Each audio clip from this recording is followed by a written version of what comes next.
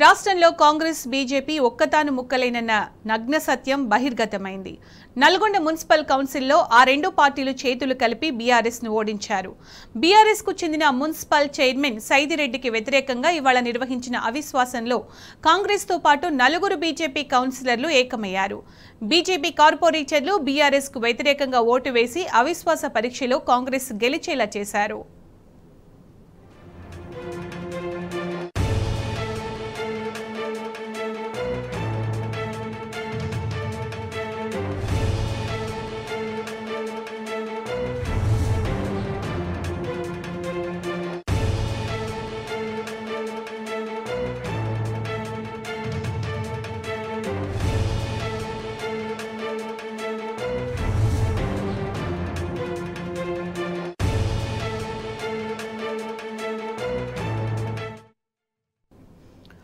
నల్గొండ మున్సిపల్లో మొత్తం 48 మంది కౌన్సిలర్లు, 2 ఎక్స్ అఫిషియో సభ్యులు ఉన్నారు. ఇవాళ నిర్వహించిన అవిశ్వాస తీర్మానంలో కాంగ్రెస్ కు 41 మంది కౌన్సిలర్లు మద్దతు తెలిపారు. ఇందులో 4 బీజేపీ కౌన్సిలర్లు కూడా ఉన్నారు. దీంతో కాంగ్రెస్ పార్టీ చైర్మన్ పీఠాన్ని కైవసం చేసుకుంది.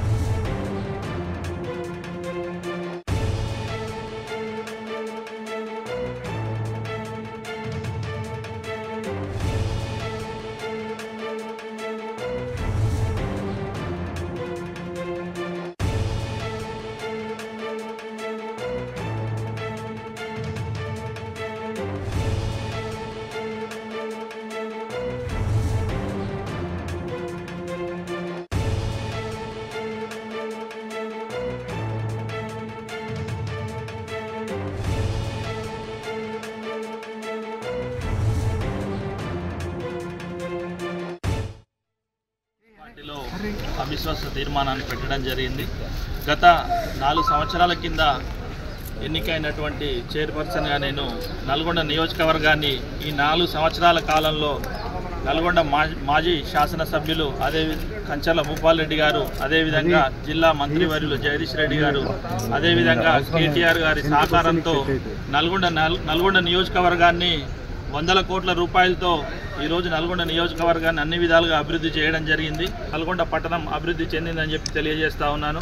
అవిశ్వాసం పెట్టాలంటే ఏమన్నా అవినీతి అక్రమాలు కానీ, అదేవిధంగా నల్గొండ డెవలప్మెంట్ విషయంలో కానీ ఎక్కడైనా అవకతవకలు జరిగితే అవిశ్వాసం పెట్టాలి తప్ప ఈరోజు నల్గొండలో బీఆర్ఎస్ పార్టీ బీఫామ్ మీద గెలిచినటువంటి కొందరు నాయకులు ఈరోజు డబ్బులకు అమ్ముడుపోయి ఈరోజు కాంగ్రెస్ పార్టీలో చేరి ఈరోజు అవిశ్వాస తీర్మానాన్ని పెట్టడం జరిగింది.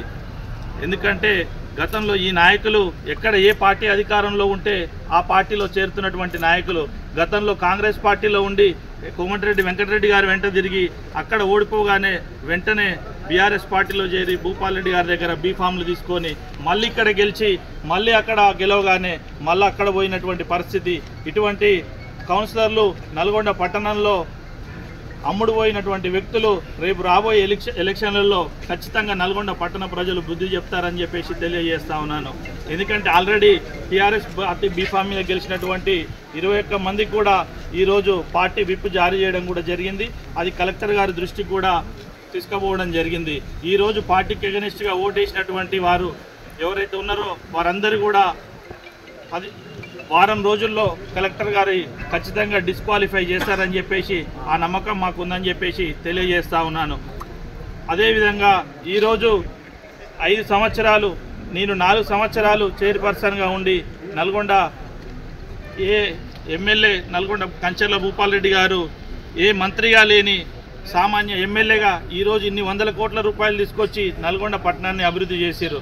గతం నాయకుడు 20 సంవత్సరాలు ఎమ్మెల్యేగా ఉండి మంత్రిగా ఉండి కూడా నల్గొండ నియోజకవర్గానికి చేసినటువంటిది ఏం లేదు. ఇప్పటికైనా నువ్వు మంత్రిగా ఉన్నావు, ఇప్పుడైనా నల్గొండ నియోజకవర్గాన్ని మా హయాంలో ఎంత డెవలప్మెంట్ అయిందో అంతకంటే డెవలప్మెంట్ చేసి నల్గొండ పట్టణాన్ని చూపించాలని చెప్పేసి తెలియజేస్తా ఉన్నాను. నువ్వు ఈ అవిశ్వాసాలు పెట్టి పదవులు దింపినంత మాత్రాన నీకు ఒరిగేది ఏం లేదని చెప్పేసి తెలియజేస్తా ఉన్నాను. గతంలో మీ మున్సిపల్ చైర్మన్ బొడ్డుపల్లి లక్ష్మి గారిని కూడా మాకు అధికార పార్టీలో ఉన్నాం, ఆ రోజు కూడా మేము అవిశ్వాస తీర్మానం పెట్టాల్సి ఉండే. మేము మానవత్వ విలువలతో ఉన్నాం కాబట్టి ఆ రోజు మేము బొడ్డుపల్లి లక్ష్మిని అదే చైర్పర్సన్గా కొనసాగించినాం.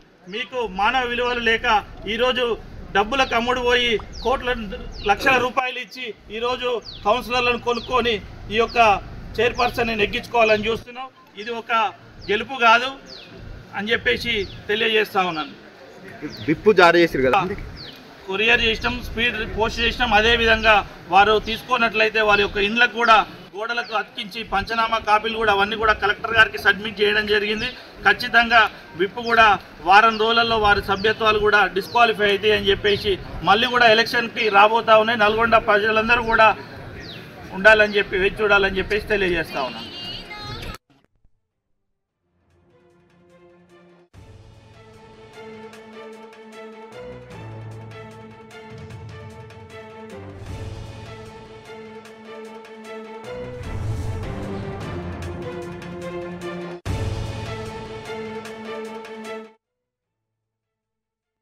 ఇక ఇదే అంశానికి సంబంధించి పూర్తి సమాచారం మా ప్రతినిధి రాము అందిస్తారు. రాము, బీఆర్ఎస్ ను ఓడించేందుకు కాంగ్రెస్ బీజేపీ ఒక్కటిన అంశానికి సంబంధించి పూర్తి అప్డేట్స్ ఏంటి రాము? జాతీయ పార్టీ అయినటువంటి కాంగ్రెస్ బీజేపీ పార్టీల నిజ స్వరూపం అనేది బయటపడింది.